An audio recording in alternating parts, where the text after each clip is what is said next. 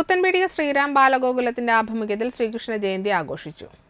അന്തിക്കാട് ചിറമുഖത്ത് അയ്യപ്പ ക്ഷേത്രത്തിൽ നിന്ന് കൃഷ്ണവേഷമണിഞ്ഞ് ബാലികാ ബാലന്മാർ ശോഭയാത്രയിൽ പുറപ്പെട്ട് പുത്തൻപീടിക തോന്നിയങ്കാവ് ഭഗവതി ക്ഷേത്രത്തിൽ എത്തിച്ചേർന്നു. തുടർന്ന് ശ്രീകൃഷ്ണ കലാസന്ധ്യ, ഉറിയടി, സാംസ്കാരിക സമ്മേളനം എന്നിവ നടന്നു.